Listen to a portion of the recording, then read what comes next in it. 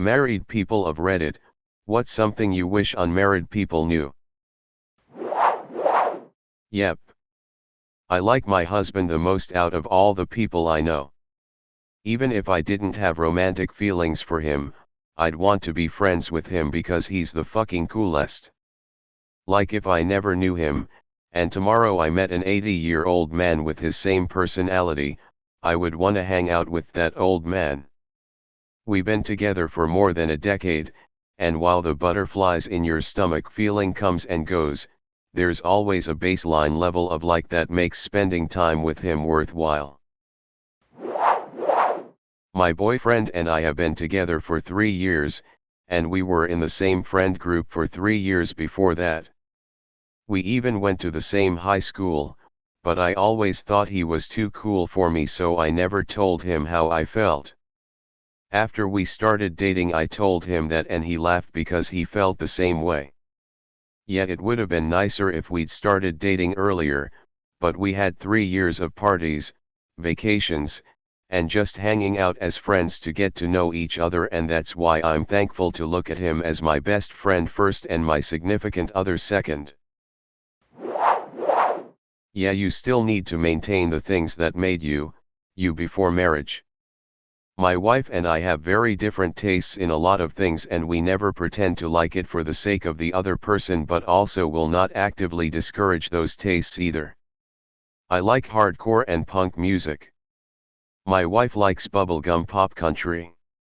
She thinks I listen to just noise, and I think most of her stuff is shallow mass-produced garbage, but we agree to disagree and understand different flavors. Our friends are into different activities, and we understand sometimes you gotta go have fun with those other people in your life and have some you time.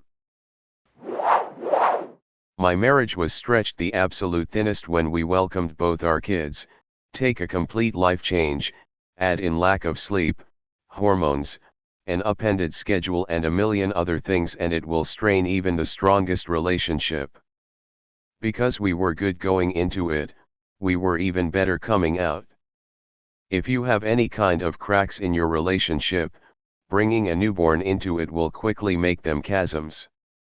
I have to laugh when people say they'll have a baby to save the relationship, because I can't think of a faster way to end a foundering relationship than to bring a baby into it. One of the things that makes the early years hard is that you are so busy taking care of other people that depend on you for everything. Sometimes it's easy to resent your partner for needing anything else from you.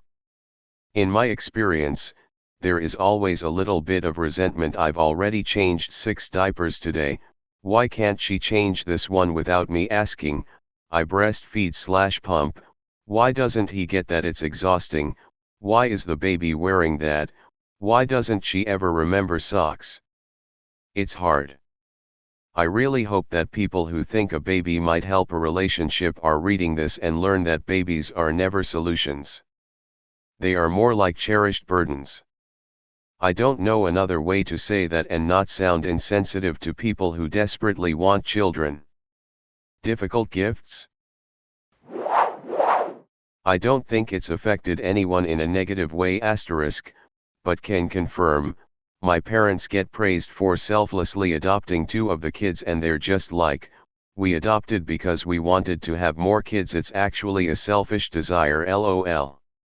Like, yeah, now that they are part of our family, we are glad they were saved, but it's very rare for a parent to think, I must help those suffering kids. No, they try to have a baby, they can't, so they adopt one instead.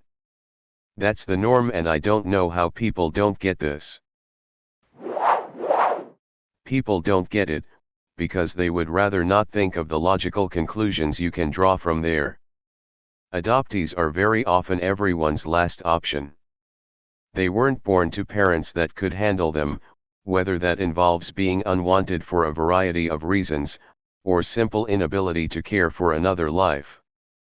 Many reasons why those things could happen. The majority of people adopting have tried various methods to have kids the old-fashioned way, even if it involves a lot of science, like IVF. They view adoption as their last option. Yes, I am aware that there are some people who only want to adopt. They are not the majority. I watched this absolutely speed up the destruction of my sister's marriage. Her mill had a ridiculous amount of control over things, and her husband didn't want to be in the middle, so he would plug his ears and walk away. When my sister finally told her mill that what she was doing was disrupting and causing problems in her, my sister, family, the mill sat there dumbfounded and asked, why would any of this upset your brothers and sisters? She just could not grasp the fact that my sister's family was her husband and kids, and rolled her eyes when she was told that. Since her husband never stood up, and in some cases would actively back his mom because he didn't want to upset her, it eventually drove them apart. Now they never talk unless they have to, and the kids are all but estranged from their dad and grandparents. My father likes to swing his dick around and pull his gun out when he feels threatened, and that includes a man moving in on me, because I'm his property, I guess. The only time I've ever brought someone home was when I was 7 and my best friend and I had a school project we were working on together. Father pulled out his pistol and grilled this kid for 2 hours on where he was going to college and how he was going to provide for me if we got married. I had never expressed so much as the 7-year-old equivalent of a romantic thought about this guy. He was just my friend. Told myself that day that I was never going to bring anyone home, because if I love them I shouldn't let them be treated like that. My parents can find out about the relationship after I'm married, and father gets one chance to not be an asshole or he's out of my life forever. I've told my mom this already. Don't think she believes me. You have a duty to your partner to protect them, and that includes from your family. If your family can't abide by that, then you need to do what you have to. Don't protect abusers kissed because they're related to you. We both have our own bank accounts. Our paychecks go into our accounts. We have a joint account where we decided how much each person puts in there. Then everything from mortgage to bills to kids' clothes comes out of the joint account. Often, I'll just pay for stuff from my own account because, who cares, but that's just how we keep a bit of separation in case one of us wants to buy something for ourselves, or as a gift. So if I want to buy some expensive fish for my aquarium, it comes from my account, not our account, and that keeps friction down on why did you pay $50 for a fish. And also makes it more special if I buy her a birthday present that isn't just coming out of the joint account. It also lets me buy frivolous things for the kids from my account too. Did I buy $100 worth of D&D books? Yes, but it's from my account. This is really good, but I'd also like to add to support your partner's solo interests too. My wife didn't play/enjoy video games, until very recently, and even not very little, but would still let me chill and play because it's something I enjoy. On the other side, I'm not into the cheesy romance novels she loves to read. I'll still ask her how the book is and listen when she wants to talk about it, cause it's what she likes. Support their interests too. It's okay to have your own interests and not do everything together all the time. Make sure to take the time for each other though, of course. Decided I was going to marry my girlfriend after our first road trip together. I've been on plenty of bad ones, 1 year into dating. It was the single most fun adventure, 13 hours each way, I've ever had in my life. No radio. No phones. We talked the entire way. It was easily a recipe for disaster with the wrong person. We got back home and I had ordered the ring within the week. I proposed 9 months later during another vacation after planning the proposal meticulously. She's my wife now and we're planning our first kid next year, and I couldn't be more grateful to have found the partner I was made for. Also, adding on another comment above, we talked about our kids' interests 6 months into the relationship. It was not a "I want to have kids with you" conversation, because that was arguably way too early in the relationship and could have made her or me run. It was "So what are your aspirations in the future? Thoughts on kids? Adoption, etc." It was in the vein of "So would you ever get a tattoo?" which kept it light and honest. Talk to your partner before you make decisions. I can't even tell you how much shit I get from my single friends when I tell them I'll check with my husband before agreeing to do something. Usually it's just to make sure we don't have something else going on that I forgot about, or maybe he wanted to do something and I haven't brought it up. It's not asking permission, it's being conscientious of your partner. It's especially true if you have kids. No, I don't ask my husband to babysit, but it would be pretty shitty for me to just say, "Oh hey, I'm going out tonight. Have fun with a couple toddlers by yourself," and with no notice. And he treats me with the same respect. ETA, for all of those saying it's controlling or anything along those lines, honestly, fuck off. Being considerate of your partner isn't controlling or abusive. I'm not saying you have to check with them before you buy a candy bar, but it's an asshole move to make a decision that will have an impact on your partner's day or life without at least mentioning it first. I've been in abusive/controlling relationships. Part of that behavior is not taking your partner into account. Spending significant amounts of money outside normal expenses, deciding to put all the household/family responsibilities on them, even for a night, without at least a heads up, is some seriously selfish behavior and big red flags in a relationship. I had this. I was networking with some people in my industry and they invited me to a party the following week. I said sure, I'll check if that's okay with my husband and let you know. One of them actually guffawed and said, "Oh, you have to get his permission, do you? Please daddy, can I do out?" Haha. No, we have a home life and 2 kids then, 3 now, so the considerate thing to do is check in that it's okay for me to be gone for a late night party. He would do the same. You don't just come home and announce you're going out next Thursday, you check to see if that lines up with everything else happening in your life. Interesting. I'll have to remember that being considerate can sound a lot like asking for permission. I agree there is a big difference. I always tell people I'm checking with my wife, but for whatever reason I usually say, "I think I can make it." I'll check with my wife to see if there is anything going on I am not thinking of.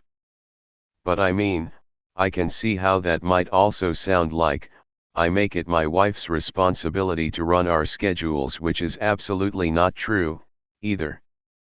We have a calendar we keep up to date, but sometimes we just haven't gotten around to putting something on it. Also, sometimes she'd just rather I stay home, and that gives us both an out to cancel the plans if we need or want to. My partner and I use each other like this. It's only been an actual problem one time, but that's because he fully threw me under the bus for something, but that's a different story. He is extremely introverted, and I'm not so much. If I get invited to a party, or other such social gathering, I usually say I'll have to check with partner to see if we have anything going on. The downside to that, is that my close friends know I'm just saying no at this point. My partner pretty much doesn't care what I do, and very rarely has an issue sitting home with the kids because he'll just be home playing video games anyway. Your spouse is going to change. They will not be the same person you married 2, 5, 10, 20 years ago. Then once you've learned that, they will change again. Just like you will evolve and change as time goes by. Don't be keyed in on the idea of the person you married on your wedding day. You need to understand how to grow with them and love them for who they are at that moment. Sometimes you need to break up with them. My wife and I went through a rut around our 7th year of marriage. We had become completely different people and we needed to find a way to fall in love again. Somewhat related, don't excuse bad behavior, for your partner or yourself, with external circumstances, because life is one thing after another, and something stressful will always be happening with one of you. You'll be moving, or trying for a promotion, or grieving, or dealing with family drama. Always. If you get a break, it's the exception, not the norm. So don't sweep harmful behaviors under the rug with, he's just stressed out about getting his mom into assisted living, once that's settled he'll start helping more, or I know she's only screaming at me because she's having a hard time at work, once she finds a new job, we'll be fine. Or I know I shouldn't lash out but my dad just died and I'm grieving. Because supposedly temporary things often stretch on longer than you think they will, and because there will always be something. That's just part of living a life with someone.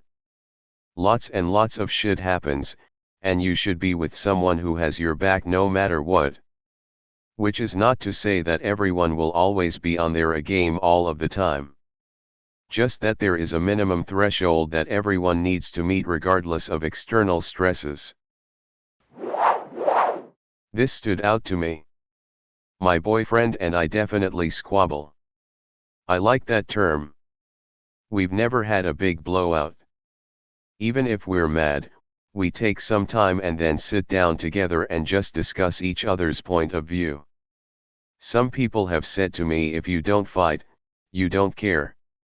I care and love him deeply, but I'm not the kind of person to just start screaming and looking for trouble. If something bothers me, I take time to reflect to myself, then approach him on why I'm upset. I felt like I could never find the right word, instead of fighting. But squabbling fits it perfectly. The whole, all couples fight paradigm is so damaging, because it doesn't really get into detail on what fight means. All couples will have conflict. That's just inevitable. When you are close to another person, you'll never agree 100% on every single thing. But the word fight is really broad, so some people understand it as all couples disagree, and other people understand it as, it's normal to have weekly fights where she throws dinner plates at my head, or all couples fight, him screaming in my face because I asked him not to fondle me in my sleep is just part of being in a relationship. The word fight normalizes and validates so many harmful behaviors, that people don't realize that they're in a bad situation because they've been told all their lives, by both popular culture and other people in bad relationships, that fighting is normal. They hear, all couples fight, and think, we fight, so everything is working normally. I have never had anything I would describe as a fight with my partner, in 12 years together. We have disagreed plenty of times, but I have literally never heard him raise his voice in anger. I can't imagine what that would be like. When there is conflict, we talk about it, without saying hurtful things or trying to win, at the expense of the other person. And people act like that is somehow a naive or unrealistic standard, but it should just be normal. If you can't disagree with someone without yelling, or worse, then you should not be in a relationship. Be honest always.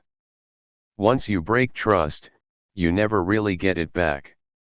Even if that honesty might cause some momentary discomfort, in the long run you're better off because your spouse will trust you. Also, never put yourself in a position where cheating is an option. Your single friends will never value your marriage as much as you do. Edit, just to clarify the cheating bit, if you have an opposite-sex friend that you know is into you, it is probably best to limit your contact with that person. Or, at the very least, try not to be alone with them. Sure, you may not see them as they see you, but after a bad fight with your spouse it may lead to a mistake. There may be times that you temporarily wish you were not married to your spouse. This is natural and should be addressed with your spouse. It should not be addressed with your opposite sex friend that is into you.